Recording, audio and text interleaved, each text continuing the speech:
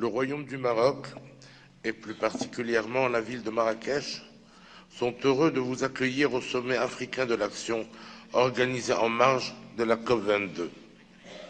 Votre présence aujourd'hui nous honore et témoigne de votre engagement pour une Afrique qui porte son regard sur l'avenir et façonne son destin. J'ai pris l'initiative de vous convier à ce sommet afin que notre continent harmonise la lutte contre les changements climatiques et l'action en faveur du développement durable. Concrétiser les projets régionaux et transnationaux structurants, tel est le défi que je vous invite à relever. Je vous propose de dessiner une Afrique résiliente au changement climatique, une Afrique qui s'engage résolument sur la voie du développement durable. C'est une Afrique qui utilisera ses ressources de manière optimale en respectant les équilibres environnementaux et sociaux. C'est une Afrique qui agira en vue d'un développement inclusif, en accord avec ce qui fait son identité, la culture de partage, d'équité et de solidarité. Avant d'aller plus loin dans mon propos, je souhaiterais soulever un point essentiel. Certes, le discours que suscite à juste titre le devenir de notre planète et l'intérêt que lui porte en particulier une société civile agissante sont bien réels. Mais existe-t-il pour autant des objectifs communs dans l'action? Je voudrais examiner à ce propos deux éléments fondamentaux. D'abord, il y a entre le Nord et le Sud une disparité de culture en matière d'environnement. Elle a trait aux priorités et aux moyens. C'est dans ce but qu'il conviendra d'harmoniser, voire d'unifier l'éducation à l'environnement.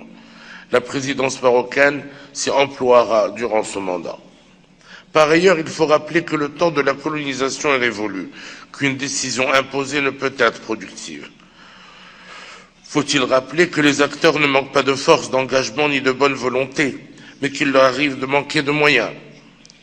Nous sommes tous conscients qu'il en va de la sauvegarde de la vie et qu'il nous appartient de travailler solidairement à la protection de notre terre. Voilà pourquoi je souhaite que se mette en place une convergence de vues dans l'action. Excellences, Mesdames et Messieurs, l'Afrique paie un lourd tribut dans l'équation climat et représente sans aucun doute le continent le plus pénalisé. En effet, la hausse des températures, le dérèglement des saisons, les sécheresses à répétition appauvrissent la biodiversité de notre continent, détruisent ses écosystèmes et hypothèquent son progrès, sa sécurité et sa stabilité. Pourtant, notre continent n'émet que 4% des gaz à effet de serre. Or, les bouleversements climatiques à l'échelle mondiale entravent fortement le développement de l'Afrique et menacent gravement les droits élémentaires de plusieurs dizaines de millions d'Africains. Notre continent constitue donc un concentré de toutes les vulnérabilités.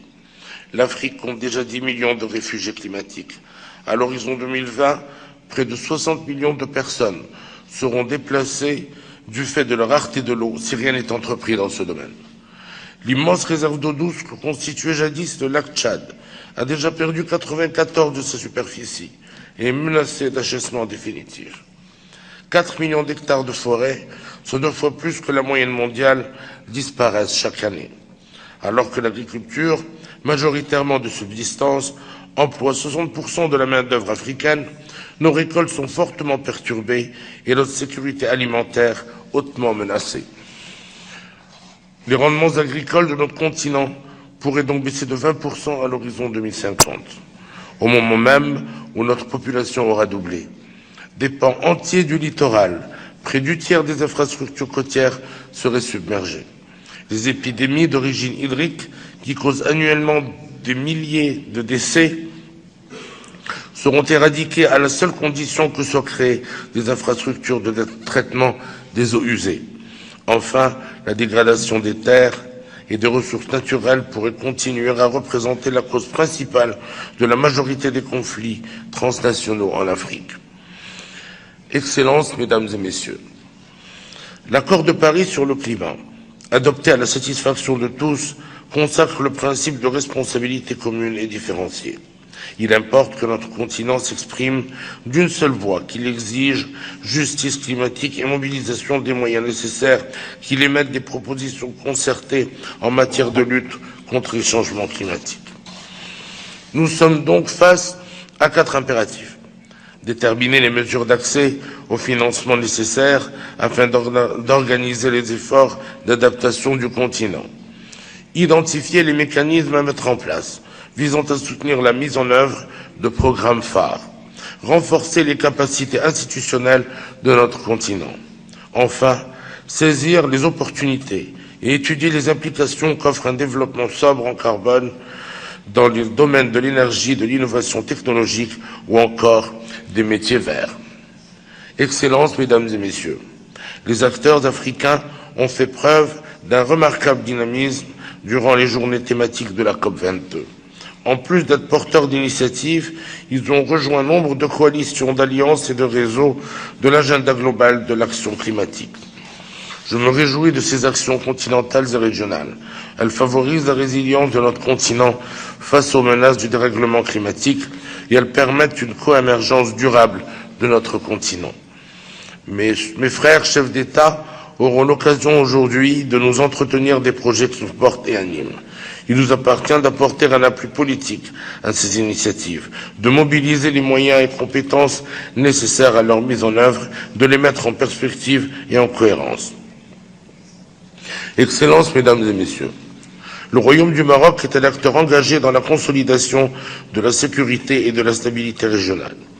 À ce titre, il est déterminé à renforcer sa contribution à la défense des intérêts vitaux du continent, aux côtés de ses pays frères et bientôt au sein de l'Union africaine.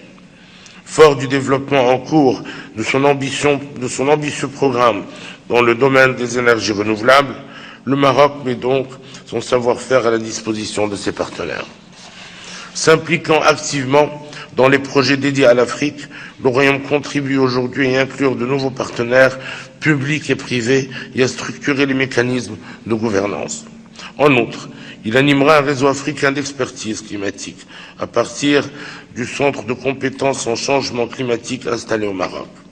Sensible à la vulnérabilité du secteur agricole et conscient de son importance vitale, le Maroc se mobilise pour la réalisation de l'initiative Adaptation de l'agriculture africaine ou AAA.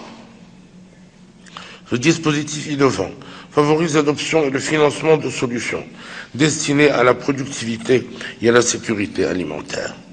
Enfin, interpellé par la quote-part attribuée à l'Afrique en termes de ressources consacrées à la lutte contre les changements climatiques, le Maroc inscrit le financement comme priorité de la COP22.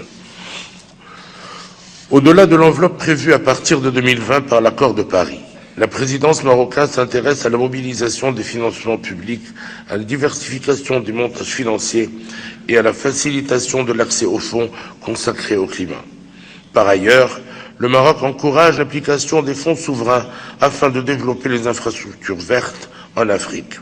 Excellences, Mesdames et Messieurs, nos partenaires du Sud et du Nord, ainsi que les institutions internationales et régionales dédiées au financement du développement ont un rôle crucial à jouer dans l'effort collectif africain.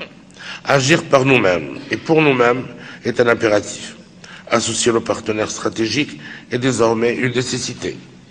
Je suis persuadé que la mutualisation de nos efforts et le renforcement de la coopération avec nos partenaires stratégiques contribueront à mettre fin à l'injustice climatique qui affecte notre continent. Cette double action favorisera la réalisation des objectifs de développement durable. 12 parmi les 17 sont liés directement ou indirectement au changement climatique.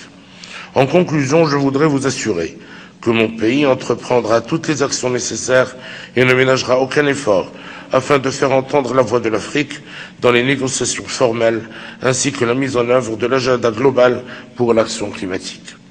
Je formule le vœu que la rencontre d'aujourd'hui soit une étape décisive, un rendez-vous constructif et l'expression devant l'histoire de notre engagement en faveur des générations futures.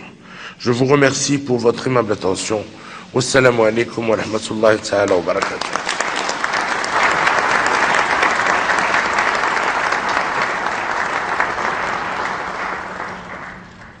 Et maintenant, je souhaite inviter son Excellence le Président Alpha Condé, Président de la République de Guinée-Conakry, à prendre la parole.